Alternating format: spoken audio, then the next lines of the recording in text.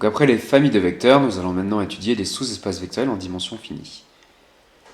Donc on va voir qu'il y a un lien entre l'inclusion et la dimension. Alors, premier théorème, on suppose que E est de dimension finie. Alors, tous ces sous-espaces vectoriels F sont aussi de dimension finie. Et vérifie que la dimension de F est inférieure ou égale à la dimension de E. Donc on peut dire que la dimension est croissante, F inclus dans E, ça donne dimension de F inférieure ou égale à la dimension de E. Alors attention, bien sûr, la réciproque est fausse. Si la dimension de F est petite que la dimension de E, on ne peut pas dire que F est inclus dans E. Donc par exemple, dans l'espace, une droite est de dimension 1, un plan c'est de dimension 2, mais dans l'espace, une droite n'est pas toujours incluse dans un plan. C'est un peu plus compliqué. Alors voyons la démonstration du théorème 12. Alors, donc on suppose que E est de dimension finie, on l'appelle N. Et on suppose que F est un sous-espace vectoriel de E. Donc le but est de montrer que F est de dimension finie, c'est-à-dire que F est engendré par un nombre fini de vecteurs, et aussi que la dimension de F va être plus petite que N. Donc dans cette preuve, on utilise encore un algorithme. Donc on initialise une variable F comme étant la famille vide.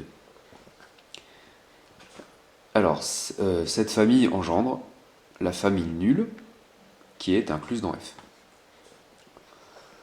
Alors on a une boucle tant que, donc tant que l'espace engendré par notre famille de vecteurs est strictement inclus dans notre SEV, eh bien on prend un vecteur de F qui n'appartient pas à vecteur de F et on l'ajoute à notre famille. Et en sortie, on renvoie notre famille là qui était agrandie petit à petit d'un vecteur. Alors que fait cet algorithme? Donc au départ, notre famille vide engendre l'espace réduit à 0, donc qui est inclus dans F, et la famille vide est libre par convention. Dans la boucle, la famille F est augmentée par la part d'un vecteur. Ce vecteur est pris ailleurs que dans vecteur de F, donc par extension d'une famille libre. La nouvelle famille agrandie est encore libre. Donc dans la boucle, on agrandit la famille pas à pas d'un vecteur en regardant le fait que la famille est libre. Et quand on sort de la boucle, la condition qui est là devient fausse, c'est-à-dire que vecteur de F est devenu égal à F tout entier. Alors bien sûr, il faut toujours le répéter, il y a deux F. Les F avec deux barres droites, c'est les SEV, et les F calligraphiques, c'est les familles de vecteurs. Donc on les différencie à l'œil nu, mais pas à l'oral. Donc en sortie de boucle, on disait, notre famille est libre, et vecteur de F est devenu égal à grand F. La famille est libre et génératrice, donc elle est une base de E. Alors, est-ce que la boucle est infinie?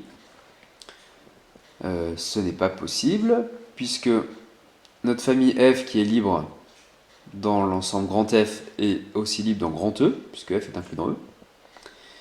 Et d'après le terme de la base incomplète, comme la dimension de E c'est n, le nombre de vecteurs dans notre famille est plus petit que n.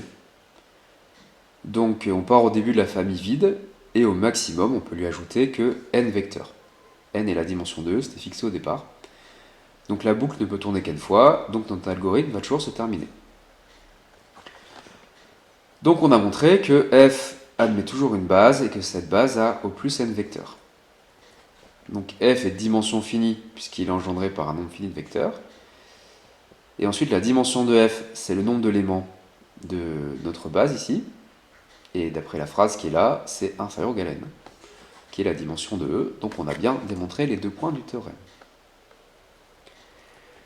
Alors attention, on trouve souvent cette démonstration qui est fausse, mais qui est beaucoup plus courte. Donc au départ, on se donne P vecteurs qui forment une base de F. Comme F est inclus dans E, ces P vecteurs, ils appartiennent à E. Et donc ils forment une famille libre de E. Par contre, elle n'est plus forcément génératrice. Donc d'après le théorème de la base incomplète, P est plus petit que N. Et comme notre famille est une base de grand F, P c'est aussi la dimension de F, donc on a montré que la dimension de F est plus petite que la dimension de E. C'est beaucoup plus simple. Alors où est l'erreur? C'est dès le départ. Pour se donner P vecteurs qui forment une base de grand F, il faudrait savoir que grand F est de dimension finie. Or, ce n'est pas supposé dans le théorème. C'est une des choses qu'on a démontrées. C'était d'ailleurs ça le plus long. Donc on ne peut pas faire cette démonstration.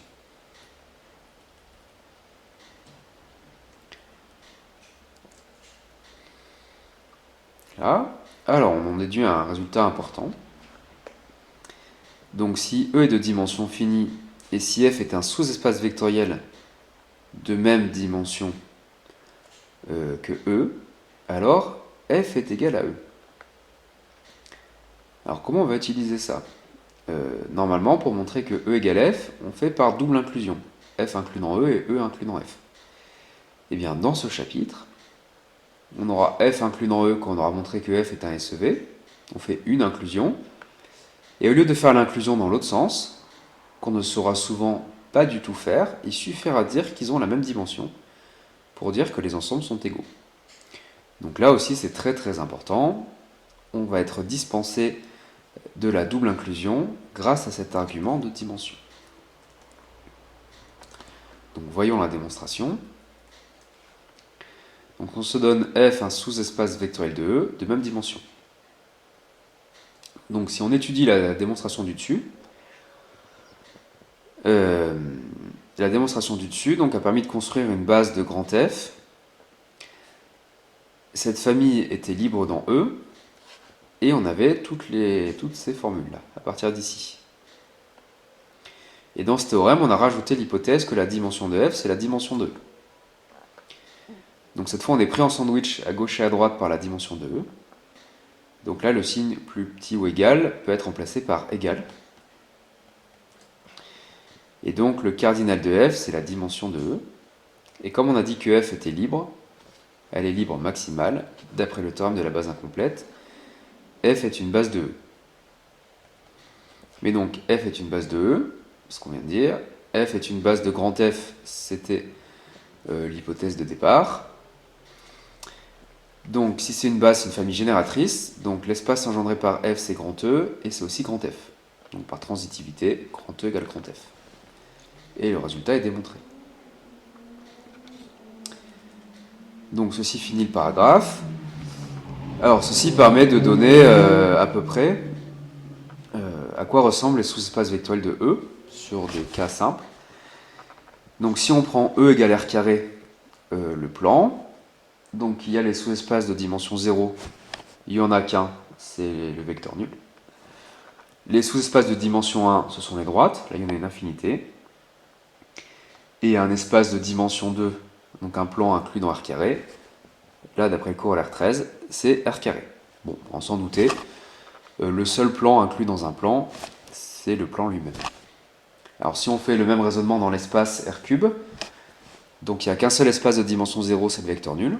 Ensuite, des espaces de dimension 1, ce sont les droites, il y en a une infinité. Des espaces de dimension 2, il y a une infinité de plans dans l'espace. Et par contre, le seul espace de dimension 3 inclus dans R cube, c'est R cube, d'après le corollaire 13.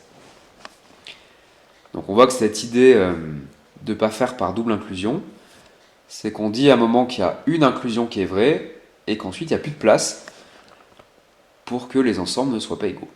Donc cette histoire qu'il n'y a plus de place, c'est grâce à la dimension.